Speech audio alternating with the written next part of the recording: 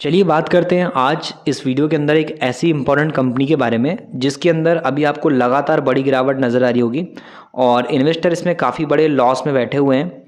और फिर भी हम इस कंपनी को क्यों डिस्कस कर रहे हैं, बिज़नेस क्या है और ऐसा क्या खास है इस कंपनी में बिज़नेस के हिसाब से या कंपनी की ग्रोथ के हिसाब से, उसको इस वीडियो में आप पूरा देखोगे तो समझ में आएगा। क्योंकि अभी के टाइम पे रिसेंटली इन्वेस्टर परेशान है इससे। अभी करंट टाइम में देखोगे तो पोर्टफोलियो के अंदर जिसने भी इसको खरीदा है बहुत बड़े लॉस में है।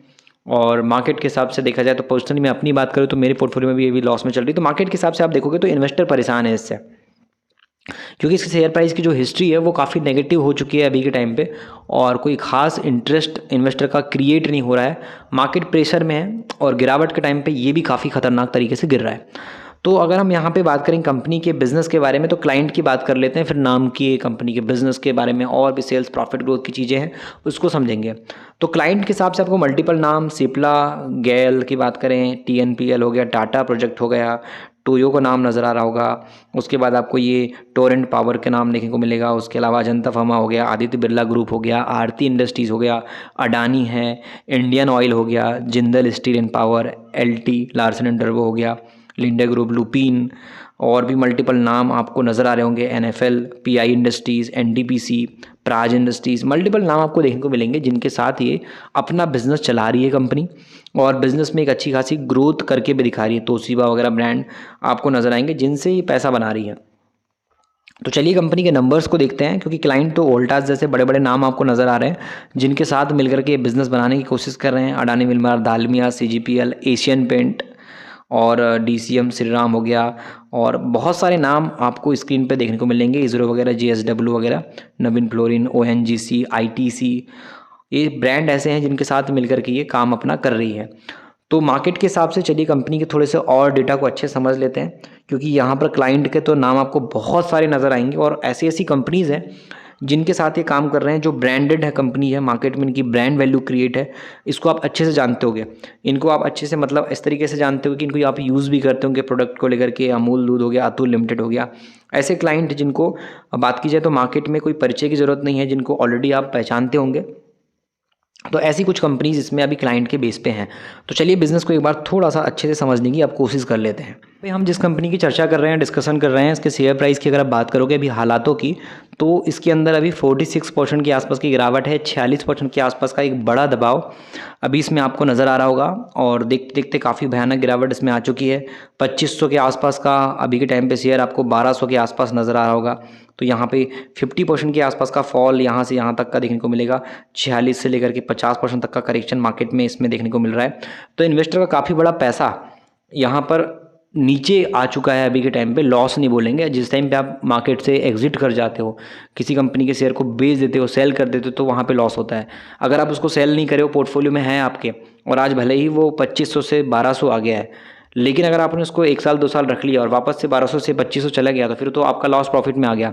तो अगर आप बेच रहे हो तो आपको लॉस हो रहा है, लेकिन पोर्टफोलियो में है और आप उसको होल्ड करने का सोच रहे हो तो आपको उसको ये देखना चाहिए कि मैं मार्केट में प्राइस मेरा कम हुआ है बट लॉस नहीं हुआ है। क्योंकि आप जिस दिन बेच के निकल जाओगे तब लॉस होगा, क्योंकि आप बेच के निकल गए मतलब वो बढ़ेगा घटेगा, फिर उसके बाद आपको कुछ प्रॉफिट भी नहीं होगा, नुकसान भी नहीं होगा। लेकिन अगर आपने उसको होल्ड करके रखा है तो भले ही आज की कंडीशन खराब है, आज आपको लॉस पोर्टफोलियो में नज़र आ रहा है, लेकिन आगे चल के जब मार्केट नॉर्मल हो जाएगा और कंपनी की ग्रोथ अच्छी आएगी तो वहाँ पे जो लॉस अभी पोर्टफोलियो में नज़र आ रहा है वो प्रॉफिट में कन्वर्ट हो जाएगा, क्योंकि आपने उसको रखा है, बेचा नहीं है। लेकिन अगर आप उसको बेच दोगे तो लॉस होगा अभी की कंडीशन में। तो उस पॉइंट पे चलिए कंपनी के थोड़े से अब नंबर्स को, सेल्स ग्रोथ को और बिजनेस को थोड़ा सा एक बार अच्छे से समझ लेते हैं। तो यहाँ पर हम जिस कंपनी की चर्चा कर रहे हैं इसका नाम है Venus pipes and tubes limited. और ये कंपनी जो काम करती है इसमें आप देखोगे मैन्युफैक्चरिंग, एक्सपोर्ट करने का काम करती है स्टेनलेस स्टील पाइप्स और ट्यूब्स का। कंपनी मैन्युफैक्चरिंग का भी काम करती है और एक्सपोर्ट करने का भी काम करती है। मल्टीपल अलग अलग वैरायटी के जो पाइप्स वगैरह होते हैं वो बनाने का काम करती है। मार्केट कैप इसका 2683 करोड़ के आसपास का है और एक साल के अंदर इसका हाई और लो आपको 1170 से 2490 के आसपास का नज़र आएगा और अभी ये 1311 के आसपास है। तो काफ़ी अच्छी गिरावट में भी मौजूद है, जिसकी वजह से स्टॉक का PE भी इसका 27 का आ चुका है वैल्यूएशन के पॉइंट से। प्राइस टू अर्निंग रेशो इसका भी बात करें तो नीचे आ चुका है गिरावट के कारण से। बाकी इसका ROC देखिए आप 28%, कंपनी का ROE 23% के आसपास है। प्रमोटर की होल्डिंग 48%, कोई भी शेयर गिरवी नहीं है, 0% का प्लेज है। मार्केट के अंदर इसमें जो सेल्स की ग्रोथ है वो हो रही है 31% से, और प्रॉफिट की ग्रोथ इसकी 59.6% से आपको नज़र आएगी। मार्केट में 3 महीने वाला इन्वेस्टर भी इसके अंदर लॉस में बैठा है, 6 महीने वाला इन्वेस्टर भी इसके अंदर लॉस में ही बैठा है। तो 30 से 40% का लॉस 3 महीने और 6 महीने वाले इन्वेस्टर को कंपनी के अंदर हो रहा है।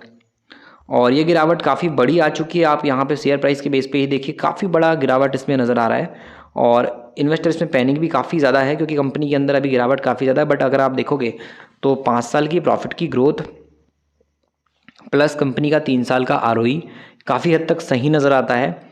और स्टील सेक्टर के अंदर पूरी इंडस्ट्री बेस पे देखोगे तो आपको नज़र आएगा कि मार्केट के अंदर इस कंपनी ने अपना एक अच्छा बैलेंस बना के रखा है प्रॉफिट सेल्स का। कंपनी के अंदर जो ग्रोथ ईयरली बेस पे होना चाहिए या क्वार्टरली बेस पे होना चाहिए, वो इम्प्रूवमेंट अभी भी है। और ऐसे में Q3 का वेट बहुत लोग इसमें कर रहे हैं। अच्छे इन्वेस्टर जो है, बड़े बड़े इन्वेस्टर इस कंपनी में Q3 के रिजल्ट का वेट कर रहे हैं, Q3 का रिजल्ट कैसा होगा कंपनी का, जिसकी वजह से गिरावट अगर कंपनी में है अभी और Q3 अच्छा आ गया तो ये गिरावट सोने पे सुहागा हो जाएगा। क्योंकि डिस्काउंट रेट पे जिसने भी इसको खरीदा होगा गिरावट के टाइम पे और Q3 कंपनी का सही निकल गया तो फिर आगे चल के तेज़ी आएगी, और उस तेज़ी का बेनिफिट इन्वेस्टर लेता है। और इसी पॉइंट पे बड़े बड़े इन्वेस्टर इस कंपनी पे अभी अपनी नज़रें गड़ा के बैठे हुए हैं और ध्यान दे रहे हैं कि कंपनी के Q3 कैसे आएगा, और अभी इसका Q3 का रिजल्ट आया नहीं है। तो देखना काफ़ी इंटरेस्टिंग रहेगा, क्योंकि आप यहाँ पे ध्यान से देखिए, इसकी जो प्रॉफिट की ग्रोथ है वो 32 काउंट थी, 44 हुई, फिर 86 हुई, फिर 100 हो गई। तो अगर आप समझोगे चीज़ों को अच्छे से तो स्टार्टिंग से अभी तक का आप देखिए कि 4 करोड़ से कंपनी 24 तक पहुंची, 24 से 32 तक पहुंची, और 32 से 100 पे पहुंच गई। तो यहाँ पे आप देखो 3 डिजिट का प्रॉफिट है, और आज से कुछ साल पहले कंपनी मात्र सिंगल डिजिट का प्रॉफिट कर रही थी। तो ग्रोथ अगर हम समझते हैं तो वो ग्रोथ काफ़ी बड़ी इसके अंदर आई है, और ये ग्रोथ अगर कंपनी मेंटेन रखती है अपनी Q3 के अंदर तो फिर मार्केट में ये काफ़ी तेज़ी के साथ ऊपर जा सकता है। जितनी तेज़ी से नीचे गिरा है उतनी तेज़ी से जंप भी दिखा सकता है। अभी भले ही इन्वेस्टर को 1 साल के अंदर लॉस हो रहा है 12% का, बट 120% का प्रॉफिट भी हो सकता है, तेज़ी भी आ सकती है अगर Q3 इस कंपनी का प्रॉमिसिंग निकल के आता है मार्केट में। जैसा इन्वेस्टर रिजल्ट चाहता है वैसे रिजल्ट आता है उस पॉइंट पे, क्योंकि इसमें रिजर्व तो बढ़ ही रहा है कंपनी का, उधार कम हुआ है समय के अकॉर्डिंग, बट थोड़ा सा डेट इंक्रीज़ हुआ है अभी सितंबर के क्वार्टर में।